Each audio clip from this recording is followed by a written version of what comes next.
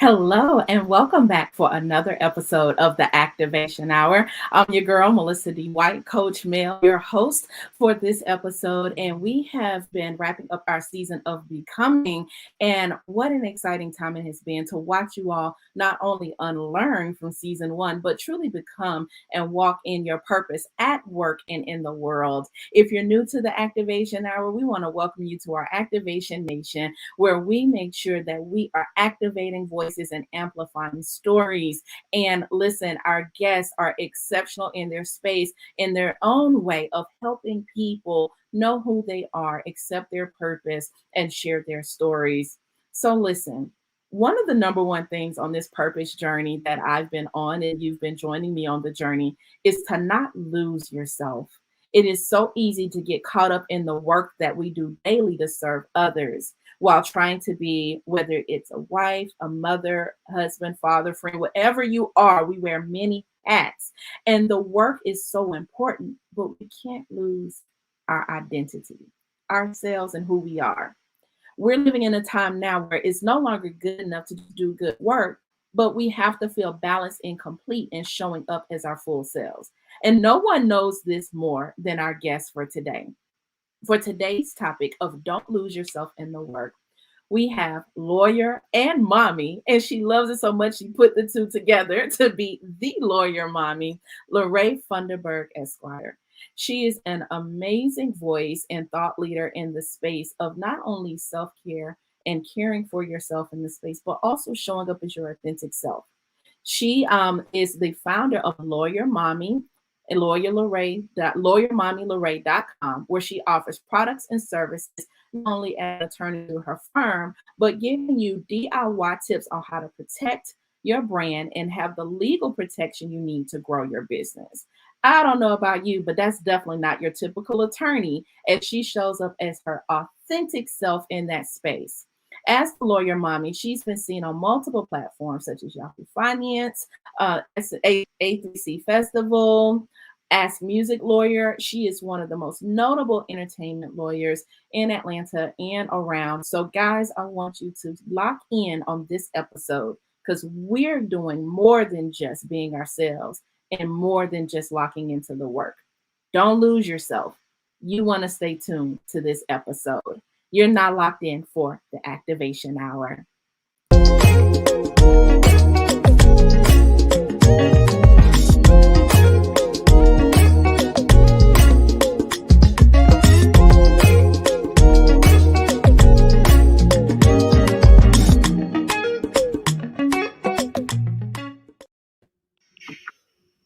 Hello, Larae. Welcome to the Activation Hour. How are you? I am doing well. Thanks for asking. How are you?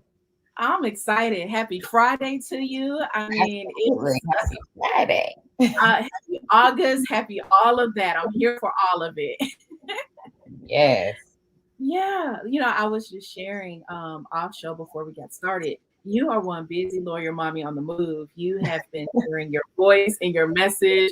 I said, wow, I love it. You're like on a speaking tour almost. But how necessary your message is. Like, we want to know more about who is the lawyer mommy and how did you come up with that? Oh, wow. So that's a funny story. So I started with my firm initially, just Funderburg Law. And that's a boutique-based firm here in Atlanta, Georgia, where we focused on entity formation, contract drafting, review, and negotiation, brand protection by way of copyrights and trademarks, and also estate planning. So our motto is create the business, protect the brand, build the legacy. And so as I began to work more and more in building my firm, I just got so much feedback from people who wanted to start their business and, just couldn't afford legal services or couldn't necessarily afford to have an attorney. And so I wanted to be able to meet them where they were at. For me, it was just more important for people to have access to, authoritative works, valid legal help and assistance. And so I created the Lawyer Mommy brand to provide like digital products that were extensions of like the services that I provided under my law firm. So that that's how it was born, the DIY classes, the contract templates, the guides and things like that. But as far as the name was concerned, that was something that other people actually gave me. So early in my career of growing my firm, I started to use Instagram a lot as a marketing tool. And before my name on there was, I think, Esquire Larae. And so I would actually see people would recognize me out places and be like, hey, aren't you that lawyer, mommy? And I'd be like, that's so interesting. I'm like, yes, I am, because I was always very showcasing my work and also my kids and my life as a mom. And so I heard it enough where I was like, you know what, I'm going to have to take that and run with it. Like, I really like that. So I can't even take credit for it. It was really like the outside public. That was how they viewed me. And I was like, that's it. That is the it. lawyer mommy. And it just stuck. Don't you just love how that just shows like your brand naturally coming to life, right? Yes. Yeah, we call ourselves a thing, and other people are like, no, I know you. You're that lawyer mommy. It's very catchy and it sticks, and it's like, wait, tell me more. What does that even mean? So obviously there was a journey that brought you to this place. And here, the activation hour, that's really what an activation is. It's a crossroads. Something happened that shifted you from where you were to where you are now. You're like, okay, I can't go back.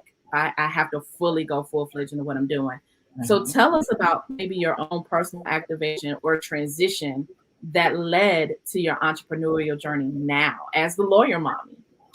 Well, honestly, I always attribute it to the birth of my daughter. So I have two children. I have an 8-year-old son, Preston, and a 4-year-old daughter, Mahogany. And prior to when she was born, I've been practicing law for 11 years, right? And so when I had my son, I took off like 2 years to just stay at home and be a mom to him. But then I put him in daycare and then started back in the workforce. And at that point in time, I guess I would say I was a lawyer who had clients, and it was just like, that was it. I was servicing clients, but I wasn't really an owner of a law firm at the time. And it wasn't until I had my daughter that I really made that transition into entrepreneurship.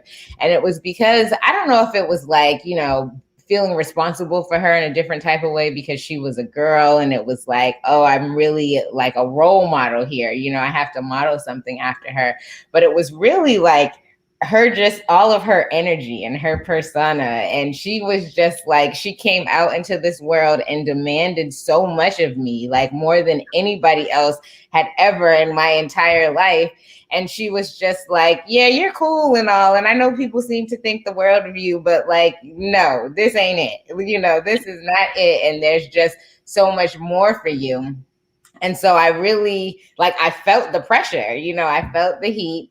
And I was like, I'm going to have to step my game up a little bit. And so I went out and, leased an office and really just started to grow my practice from there. And she was in the office with me for the first 2 years as well, too. But also in having her in the office with me and really like owning the role of entrepreneur, because it was a transition, it was like, okay, now I have to market. Now I have to, really keep accounting records. Now I have to like play all these other roles that I wasn't used to playing because I was just used to practicing law, And so then it was like, now I have to wear all these hats, and now I have to find other people to, delegate this work to after I'd become like accustomed to like the lingo and the language and kind of the background of what all those things entailed, so that I was able to, hire the right people and delegate in the right way. But yeah, she was just very much like, oh no, honey, like we are going full steam ahead, and like this is just what it is. And so I learned a lot from her, and she was very like matter of fact and very like stern. I don't want to say stubborn. It was just like you could tell already that she knew who she was, and she was like everybody else had to fall in line. Whatever it is that I want and what I'm doing. And like, I even found myself buckling to her all the time. And then like other people, and I'm like, you know what? She's on to something here. Like, I need to start being that way myself. And, it really helped in business. And the other piece of it was, in doing that work with her in tow, like, because I really started off in the entertainment industry. I started in California doing film production, legal production work for independent film producers. And when I transitioned back to Atlanta, I was in the music industry. And that was pretty much where the bulk of my clients were, producers mainly. But yeah, producers and artists. But I started to segue into working with Black women entrepreneurs and mothers, especially because once I kind of took on that role myself, it was really important for me to be able to help other Black women who were also in this space, like be able to build their businesses, build sustainable businesses, and like do it as a mother, with all of the pressure, that comes along with, switching from corporate into, full-time entrepreneurship, or even just like wearing all the hats that we as Black women wear, you know what I mean? So I'm like, because that's another topic in and of itself, that strength of a Black woman, that we have to carry all of these loads all of the time. Absolutely. And so, so I would say, honestly, as far as like my law firm, that transition and that path, she was definitely the person who like played a role in the transition for me. Sounds like we could all take a page from Mahogany from Yes. about how to assert ourselves. It sounds like this little queen came in the world knowing what she wants. And so in hearing your story, Larae, it sounds like your daughter activated you to say, I need to be a higher woman, a higher purposeful woman for her, because she came here ready. She knew. So it's like almost like you were going through her. Let me step my game up. I love it. I love it. And go ahead. I'm sorry. Volumes. No, that speaks volumes to not just the children we may naturally birth, but just our purpose. Your purpose, whether it's our natural babies or business babies, will hold a mirror up to you, right? So talk about that. How has this journey helped hold up a mirror to you, or even help you or unveil you as a single mom? You mentioned bringing her to the office, bringing her on the journey. Talk more about that, because there's some mothers, single parents listening that are like, especially now with COVID and having to balance everything. Mm-hmm. How did you? So I had to be very intentional about it from the beginning. So I knew that I was not ready to put my daughter in childcare, that she was very much going to be with me. So even when I was scouting offices, I'm like talking to the landlords of the places. I'm like, look, I know this is an office place and you've got other businesses in here, but I'm going to have a newborn in here. So if it's going to be a problem, like I need to know, And when I found the place that was like, oh no, it's perfect, it's fine, we love that, I'll even babysit sometimes, and it was like, okay. So definitely that was part of it. The other part of it was like, even with my clients, because I was somebody who like, sometimes I had to breastfeed in consults, and I'm like, because the baby's hungry and this is what we're doing, and sometimes I would get a side eye from a prospective client or someone, and it was like, I knew then too that, I had to have more discernment with like the type of clients that I picked, because one of the glories of being an entrepreneur is that you do get to pick your own clients and who you decide to work with. And so lots of times people have this image in their head that because we're small businesses, like we just take whoever comes to the door because, we need to keep the lights on.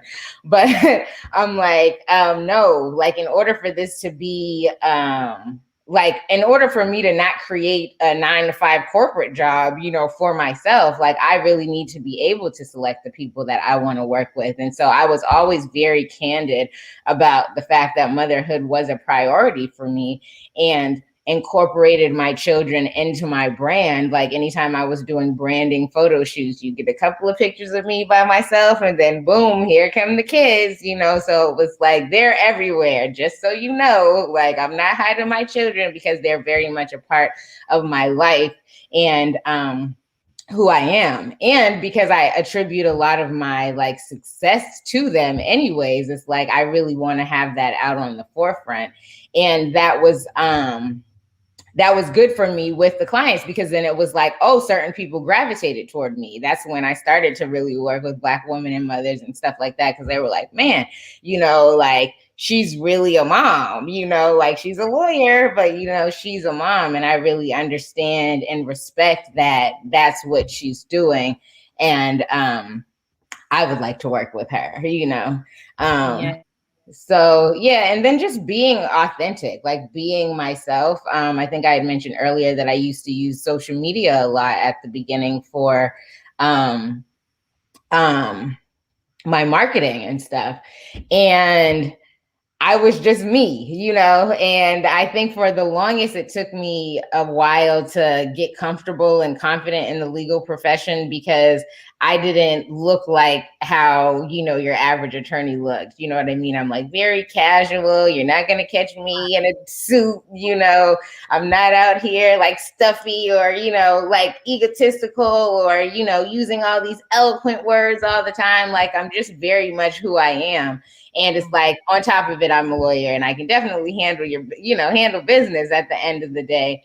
But I was me. And I think once I really showed that authenticity and was like just true to myself, that was really when my business started to grow, because it was like people who were very much successful in their own right and knew they needed a lawyer, and was like, I don't want a stuffy attorney. I want an attorney that can be like my girlfriend, So, yeah, that was pretty much how that came.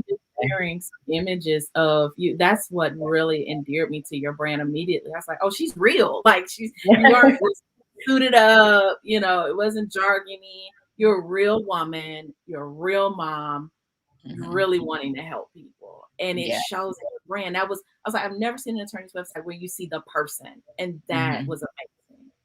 Yes. Yeah, absolutely. So, you started there another part of your brand called Elevate Legally. Tell us about that and what inspired Elevate Legally. Oh my goodness. So I really feel like, honestly, Elevate Legally is like my purpose work, right? So in helping all of these entrepreneurs grow their businesses from ideas to like fully functioning sustainable businesses, I began to feel I don't know, kind of disheartened a little bit. It was like so I don't think I told you this earlier, but like, I actually did not want to be an attorney. That wasn't something that I was a little girl and was like, yes, I'm going to practice law. I actually always wanted to be an elementary school teacher, a third grade teacher, in fact. And so when I went to college and it was time to declare our major, I decided not to do early childhood education. I knew a couple of people who majored in early childhood education, and it didn't seem like they were doing much. And I felt like, because I was the first person in my family to go to college, that like, oh, maybe I need to do something a little bit different or a little more with my college education. So I just majored in something that was interesting to me, which was the criminal justice system. And then the law thing really just kind of stemmed from that, because after I graduated from college, I was like, oh, I need to get a job in my major. And so I worked for the public defender's office for a year as a paralegal. And then I worked for a year at this death penalty mitigation firm. And after working for 2 years, I was kind of starting to feel like there was just no opportunity for growth. Like, it's like, oh, okay, as far as I'm going to get in this arena, I'm going to have to go back to school. And so at that time, I still hadn't given up my dream of being a teacher. And so I applied to grad school and law school at the same time. But I didn't get into any grad schools. I got into almost every law school that I applied to. And so law school just won by default. And so I'm like, oh, okay, I guess, this is what we're doing now. And so I went to law school, graduated. And even while I was in law school, I was like, I'm not going to be an attorney. It's just like, it never hurts to have a law degree, So like, still trying to figure out like, whatever, I could probably just do anything else and get paid more money because people assume lawyers are smart, and Right. the credentials, and it'll be fine. And so I graduate law school, and I'm like, oh, you take the bar, you go to law school, you graduate, you take the bar. And so I'm still like not going to be a lawyer. I'm just this is what you do. It doesn't hurt to have the bar under your belt as well. Right. And so I took the bar first in California. And so I moved out there because when I got out of law school, it was right when the recession hit, and it was like a bad time for jobs and everything everywhere. And I was actually on some sort of journey at that point in my life, because I was like, okay, I know I don't want to be a lawyer. I know I don't want to practice law, but what am I going to do? You know? And so I'm kind of reading these self-help books, trying to discover myself and all of these things. And, you know, nothing seems to be penetrating. And so I received an insert from this program at Chapman University in California, where they were doing a master's in law program in entertainment and media law, and entertainment and media transactions. So I applied and went to school again, right? And so I got my master's in law, and that was just pretty much where you major in a particular area of the law. Because when you're in law school, you take classes on like everything, and it's not practical. You know, they don't really teach you how to be an attorney. They teach you like, oh, how to read cases and learn like how the laws have changed over time and this, that, and the third. But that extra year of law school that I went back and did was more like the practical aspect of the law and learning things specific to entertainment law. And so I liked it, you know, and so I just kind of fell into that. You know, I had teachers who loved me and were like, hey, we're just going to start sending you clients. And so I kind of just built a practice around that. I ended up getting pregnant with my son while I was living there, and then moved back to Atlanta because that's where his dad was. And so I was like, okay, I wanted to do music, actually. So as I was in my entertainment and media transactions program, music was actually where I wanted to be more than anything. And so then I started working for this law firm here, Mentor and Associates, and worked with him for like a year or two before going out on my own. And so that was kind of like my journey all the way up into like building my practice right when I had my daughter. So fast forward to having her, and then I'm still like, okay, I'm practicing law. I'm working with all these, you know, wonderful people who come into my office, you know, with a twinkle in their eye, and they're like, yes, I want to do this. And I'm like, great, let's get it done. And so, and now I'm like, okay, I'm helping all of these people like build and live their dreams, but I'm not living mine, you know? And so I was like, you know, okay, we need to take a step back. And while it was like really satisfying for me to be like a part of that journey for them, I also really started to feel some type of way about like myself and my life, you know? And it was just like, man, I have these great, wonderful, beautiful, healthy children. I've got this law practice that's doing wonderful. I have people around me who love and support me, you know, all of the things where it's like everything should be fantabulous, you know, but there was just something that like still felt empty, you know, it was just something that was like, this ain't it, you know, this is not it. And so I really started to do a lot of self-work. And so, you know, I'm back again to like, you know, reading the books and signing up for these programs and finding life coaches and just doing all of these things. Cause I'm like, we got to figure this thing out now. You know, I'm like, I just don't want to be one of those people who have been working the same job, whether it was the job I created for myself or working for somebody else, and realize, you know, 30 years later that like, man, I missed out on like really living, you know? And, so that journey probably went on for like 2 years or so. And so it wasn't until at the beginning of this year, I'm sorry, this is a very long drawn out story. This is necessary though. And because I asked you what was your activation hour, this is your real activation. But go ahead. I mean, Mahogany, yeah, she helped. But there was some stuff that happened. Now you're getting to the real. Yes. And so earlier this year, so I'm not sure if you're familiar with Queen Afua, and she wrote this book, Sacred Woman. Mm-hmm. And so I was first introduced to that book like 10 years ago, and I tried to read it a couple of times, and it was just dense and a lot. And I'm like, I always ended up putting it down. And so I told myself at the end of last year that at the beginning of this year, like I was really going to read this book. Like I was going to go through it. Somebody else had mentioned it to me as I was talking to them about what I was feeling and experiencing. And they're like, have you ever read Sacred Woman? And I'm like, I've tried, And so I was like, you know what? I need to just read this book. Right. And so at the beginning of the year, I sit down and I'm like going through it. And the book is not just like a book, it's like a guide. So there's lots of things in there it's telling you to do, including like, changing your eating habits, including like, different rituals and things that you need to start implementing. And so it's dense, it's not just like read this and you'll be healed. It's like do the work that we're suggesting in here and you have a chance.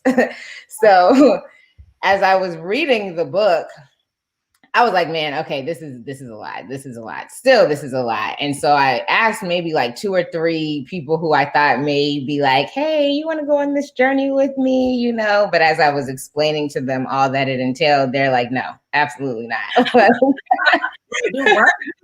Change my life. Change my life. Wow, I'm good.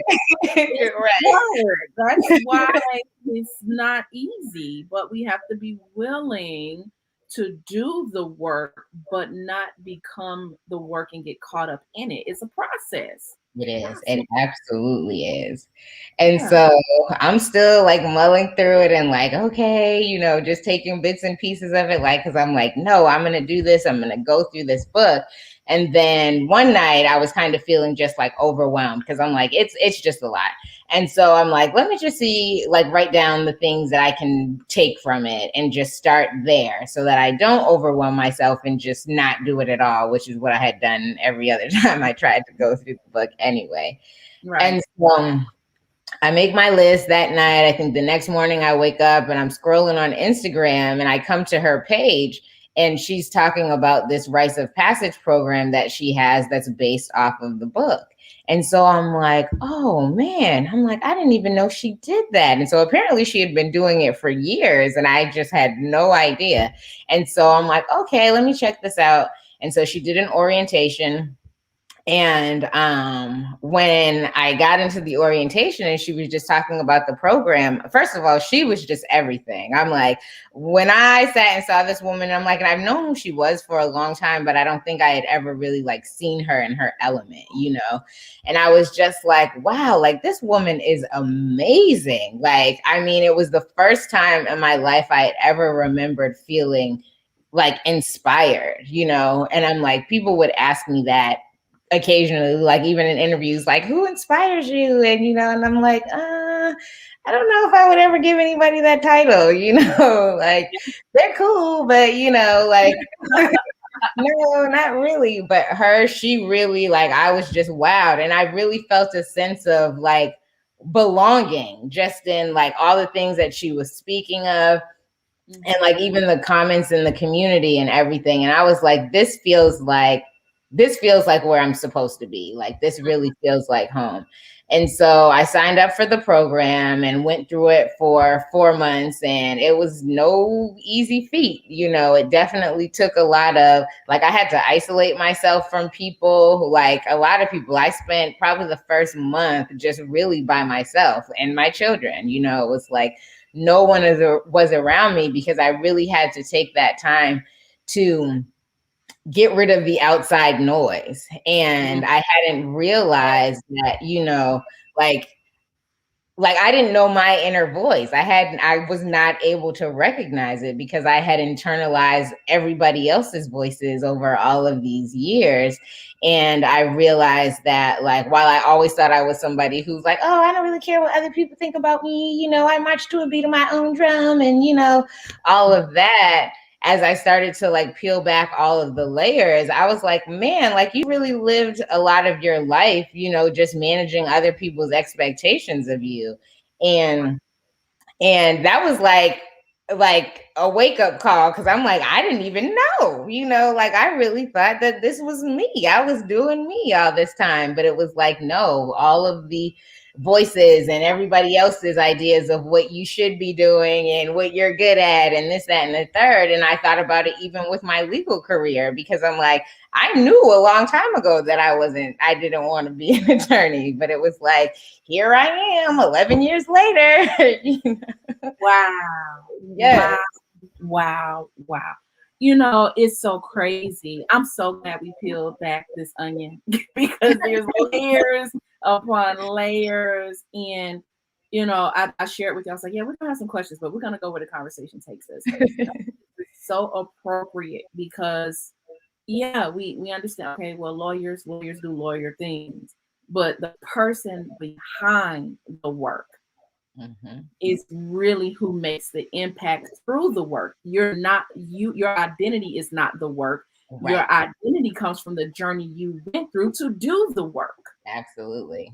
That's the real activation, and that's the real woman. The work just happens to be how you serve people. It's not who you are. Yes. And that's what people tend to miss. That work, because we engulf ourselves in it, you're either doing the work of others or you're doing the work on yourself to become who you need to be. That's what just lit me on fire in reading your story. And I said, wait a minute. You're showing up straight up. I mean, just fly. Like I haven't seen an attorney show up in their boots and a fly leather jacket and this beautiful kid. Like, oh, wow. So it's and the fact that you didn't just arrive there. Didn't happen overnight. So I appreciate your transparency in peeling back that onion, the layers. It's like, wait a minute, this is what really happened. That's I so appreciate that you're willing to go there with that story. When we come back, we're going to talk more about the identity piece because I so resonate with the fact you went all the way with the lawyer thing. I took a detour. Somehow on my way to law school, I ended up in media. That's a whole It's like, well, people always told me you're going to do this thing, or I thought that was the thing. And so when you don't allow yourself to just be the work, you see yourself full in totality. Yes. You see all that you're capable of outside of what people label you. So thank you so much. Absolutely. Your women alike needed to hear it. And thank you, Mahogany, for activating your mommy. What you needed to be. So guys, don't go anywhere. We're going to be right back and share more with Larae Funderburg. This is just a very quick break. We definitely want to thank and recognize our sponsors for this episode and what we're sharing today. We're sponsored this week by Overflow Series and Glambition. So we want to shout out Lily Mae PR and Glambition for their upcoming event, Faith Entrepreneurship Virtual Event on Sunday, August 29th from 5 to 8, hosted by Lily Mae of Glambitious and Lily Mae PR. Visit the overflowseries.com to register for free and attend the Faith and Entrepreneurship Virtual Conference on Sunday, August 29th. If you want to participate as a speaker, come on, speakers, get those voices activated. Email PR@lilymayepr.com. That's LILLIE MAEPR.com. And make sure that you register for the online event at overflowseries.com. Be sure to follow the conference host at I Am Lily Mae. So check out the Faith and Entrepreneurship Virtual Conference. And this episode sponsored by Glambitious. So, guys, we want to thank you again for tuning into this episode. If this information is good to you, don't be selfish, don't be stingy. Share, hit that share button, hit that subscribe button.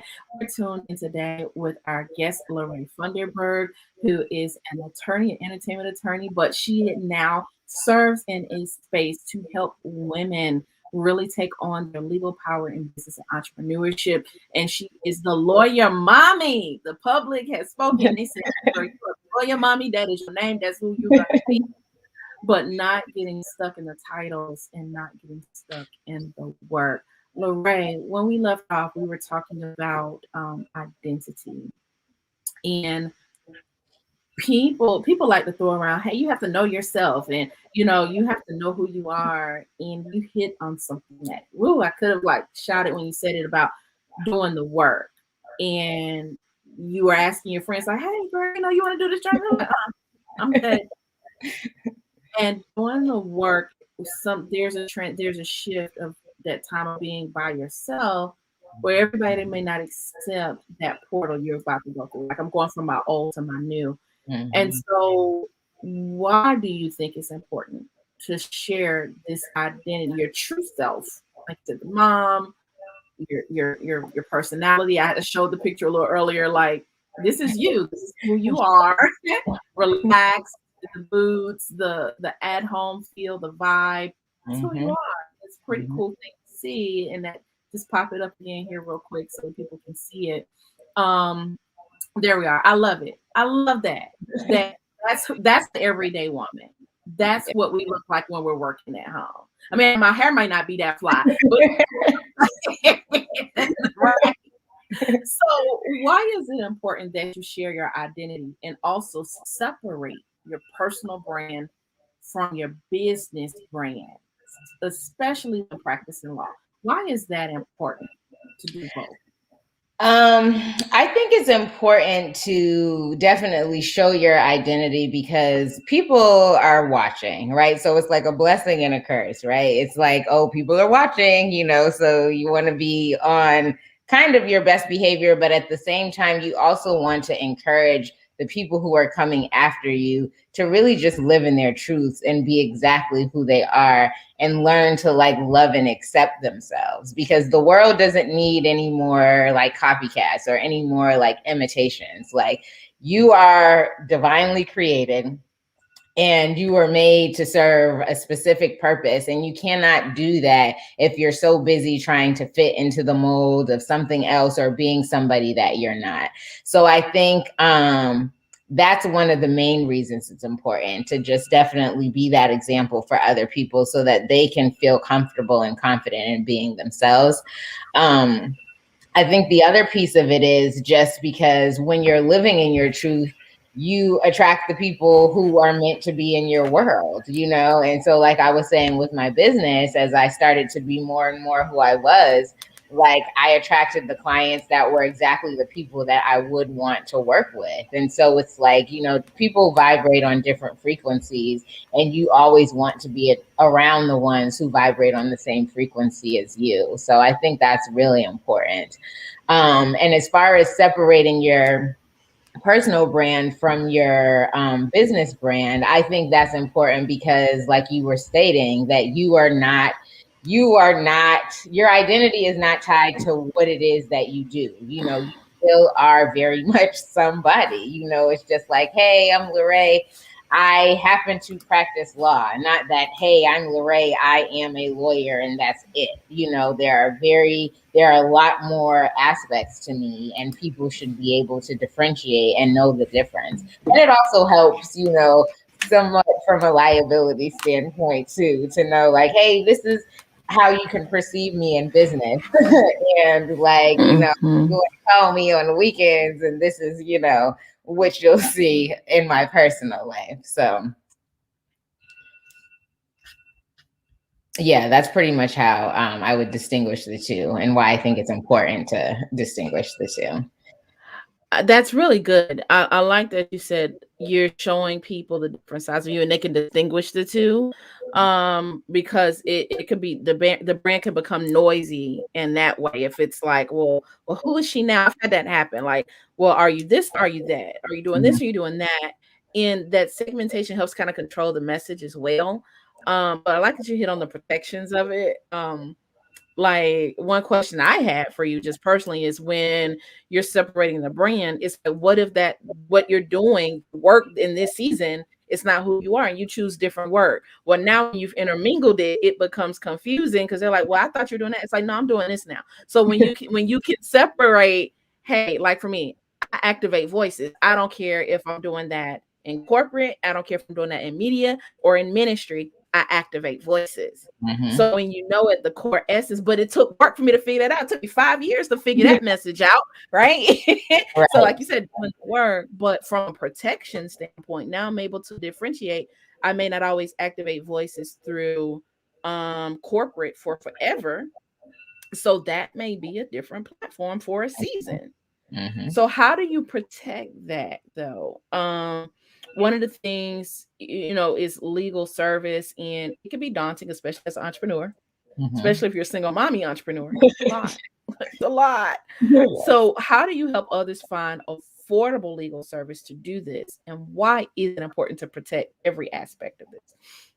So, my Lawyer Mommy brand is really where you're going to find the affordable legal services. One thing that I realized as an entrepreneur myself is that, like, when you're first starting, you just don't, you may not have the money to, be like, oh, yeah, let me go hire a marketing team. Let me go hire an accountant, let me get a sales team and, all of these things. And so, you are going to want to educate yourself on those things and kind of play those roles at the outset until you get to a position where you can actually afford to hire somebody else to play those roles. And with legal, like, I mean, that's just not something you want to not put on the back burner when you're talking about building a business. Legal and accounting, those are two things that, like, you definitely have to have at the top of your list and put some sort of budget towards it. And so, like I was saying, when I was working with, the different businesses, and I just found, like, because at first what I was doing was shooting myself in the foot, because people would come to me and ask me, like, oh, can I do that? I'm like, look, you can pay me to do it and I'm gonna charge you, or I can show you how to do this and, you can do it yourself. And so that was taking away a lot of, like, business and money for me, because when people are coming in through the door, I'm like, I'm giving free consults. I'm telling you how to form your own entity. Like, listen, what, you can do it and fine. If something comes back, just give me a call. Like, I'll walk you through it. It's fine, And I started to realize that, like, I was offering a valuable service and I didn't want to discount myself altogether, but I also wanted to, I just wanted to help people, So that was why I created the Lawyer Mommy brand. And it was like, I'm going to show you exactly how it is that I do perform these services for my clients. And now all you need to do is, pay low cost for a video and you can walk through the entire trademark or copyright or entity formation process, yourself. So, yeah, that's why I did it.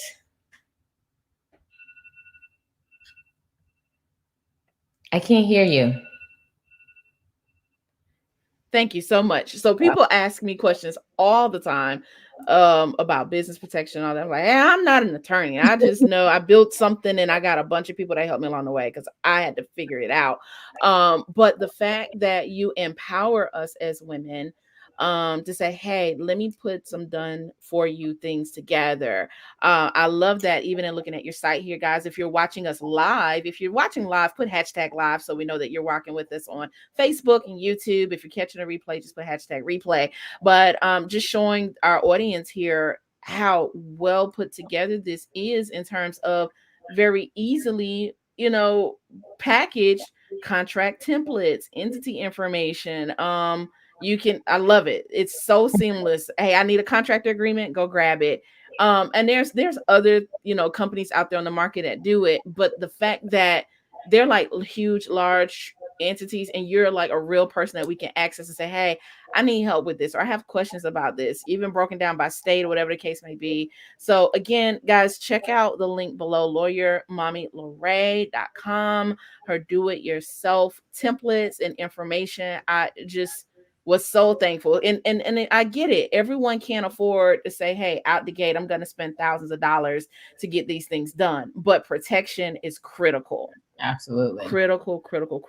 So tell us more about your law firm, and for those who know they need more extensive services and support, tell us how they can reach you and what other services like the estate planning and things you do to help them. So yeah, under Funderburg Law, and you can find me on the World Wide Web at www.funderburglaw.com. We provide entity formation services, contract drafting, reviewing, negotiation, trademark and copyright registration, also like issue and cease and desist for when infringement comes up, and maintenance to make sure that you continue to maintain your rights for the inevitable future. um and also the estate planning, because that was one of the things that was like huge for me, and especially for like us Mhm. Black community, because a lot of us don't know what it is. To the extent we do know what it is, we feel like it's reserved for like the wealthy or somebody who's on their deathbed. Yes. And Yes. like I'm like, we need estate planning more than anyone else, especially because Hello. we work so hard for what it is that we have. It's not that, you have millions and millions and now you need to plan for it. It's because whatever it is that I do have, I need to make sure that when I die, or, if I become Yes. incapacitated, that it goes exactly where I need it for it to go.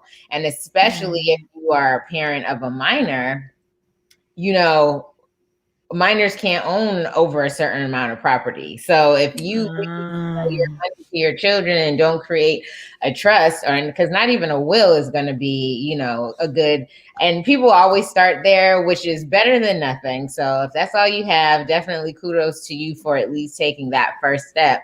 But a will is really like an estate plan fallback plan. That's like, hey, if all of the other tools, estate planning tools that I put into place happen to fail, now I at least have this will, which is a catch-all to distribute my property the way that I intended it for it to be distributed. But the idea, honestly, with creating an estate plan is to avoid probate, right? And so probate is the process of, it's really like being sued when you're dead, right? Mm. Nobody wants to be sued when they're dead. You don't even want to be sued when you're alive, but you definitely don't want to go through that Wow.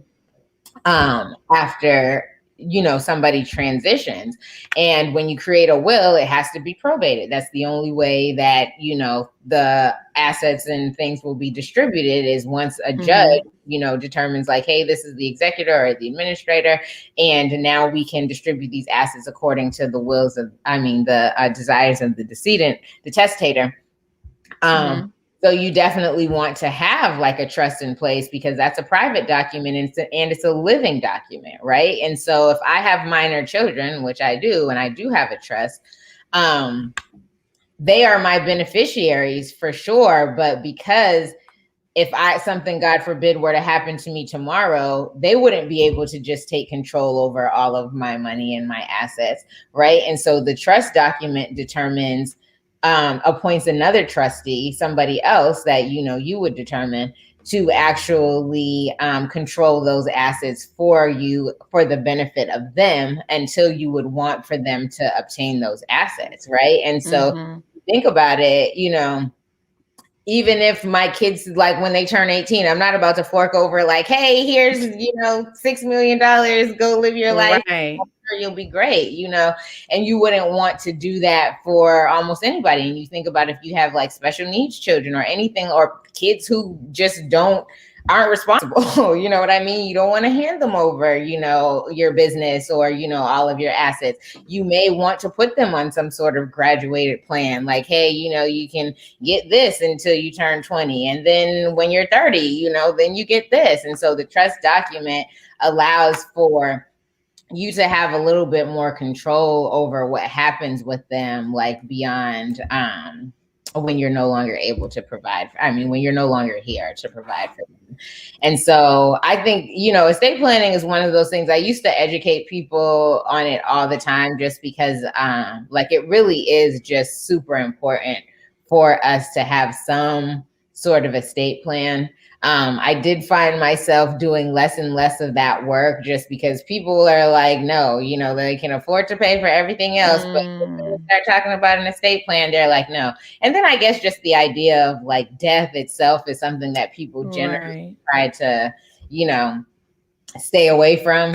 But they're just really doing themselves a disservice at the end of the day, because it's like, hey, when you go, like, what's going to happen, and you really need to be thinking about what's going to happen, and if that because we're building all of these things, we're obtaining all of these assets. And like, even I work Mhm. with, a lot of entertainers, and you'd be surprised at how many of them don't have estate plans. And I'm like, I'd be trying to Yes. do that to them too. I'm like, what are you guys doing here? Like, It's, ugh, it's heartbreaking. it is. It really is. And you hear the stories about the, Aretha Franklin's, Michael Jackson's, Mhm. who like you guys had lots at stake here and didn't think for 1 second that you needed to plan. And I'm like, who were your lawyers that were around you that didn't shake you and sit you down and say like, hey, let's get this piece of your life in order? Because as much as we like to think we'd be here forever, the only thing that's certain in life is that we're going to die, unfortunately. So you might as well go for it. That's, I'm so glad you touched on that in this episode. You're right, particularly in our, the Black community, Black and brown communities, we do not like having this conversation. And when you talk about not getting caught up in the work, well, at least protect the work and all that you've worked for. Exactly. If nothing else, I literally had to have the conversation with my father this week. We've talked about it for years, but this week I got real serious because there's a new wave of COVID. He has pre-existing conditions. I mean, just all these things. And, I'm his oldest child. So I understand for both of my parents, like it would fall on me. So it's like the greatest act of love for your loved ones is to have affairs in place. So I'm not grieving while trying to figure this out at the same time. That is the greatest gift. That's really what legacy building is. And I used to think that like, young still and approaching 40, I'm like, but the more I got older in age, and we're seeing that, death is no respecter of person. I could go before my parents, who knows, and not having things in place. Even something as simple as, hey, where can they find your passwords? Where can they find, all of your documents and information if you're incapacitated? Like, we have to think ahead and protect what we work so hard for, which is really the point of this whole conversation. Yes, that's not your identity and it's not who you are, but protect what you've worked for. Absolutely. Girl, you gave me chills when you said that the greatest gift that you could give is to have your affairs in order. And it's so true. It's so true. Because you definitely, when you lose someone, it's a horrible time. It's a horrible time. I'm going to, my friend's dad died. I'm leaving later today to go to Louisiana for his funeral. And I'm like, and it's a lot. It is a lot. And so to have to deal with paperwork, administrative nightmare things on top of it is just like, it can be avoided. And it is a gift. Absolutely. Not only is it a gift, think about, I want to go back to your beautiful children, right? And that amazing photo of them. And the fact that even when you were like, what's my journey? You were on your own self-discovery. They're going to, go on their own journeys to find themselves one day, right? You hope that for them, that they live their full truth and who they're supposed to be. Question is, you built something from the ground up, from scratch as a mom. What happens to that? The thing you built when you're gone, whether they want to be attorneys or not. Like, what happens to that? And so I'm glad you brought that up, because that's another thing that people don't think of, but there's something called a business succession plan, which is another estate tool.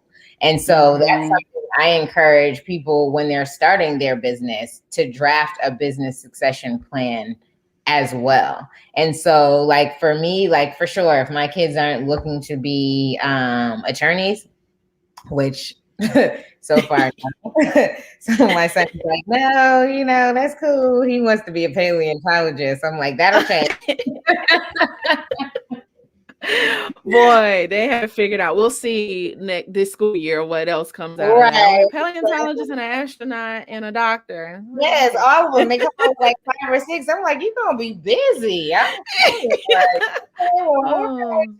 for sure. But yes, definitely drafting that business succession plan, and that's the document that states exactly what happens to your business, what happens to the assets of the business, what happens to the intellectual property of the business, because intellectual property. So when we're talking about copyrights and trademarks, that's something that is property, right? And so it's divisible by will, it's inheritable, all those things. And if you have created intellectual property that has been monetized and is continuously being monetized, that's something that you want to also include in your estate plan.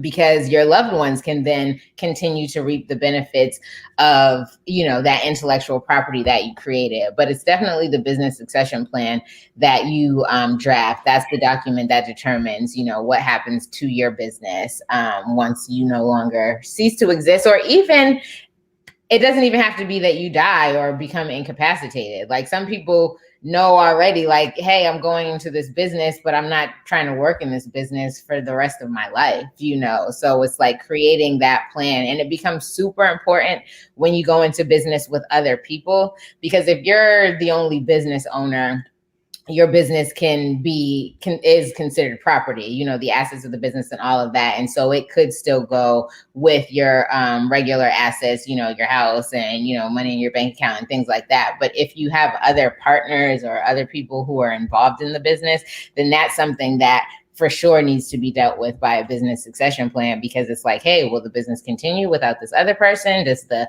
family of the person who no longer is living, do they get to receive the benefits of, what that business owner received? And, or like, do we sell his portion to the rest of the business owners, or, that type of thing. So you definitely want to be thinking about that, like, at the outset, for sure.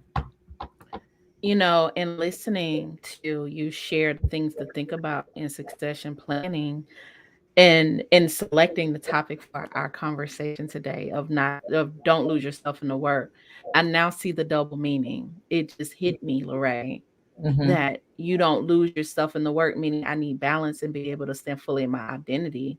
But also don't lose yourself in the work, meaning that once I'm gone, that the work lives on before after me. Absolutely. Absolutely.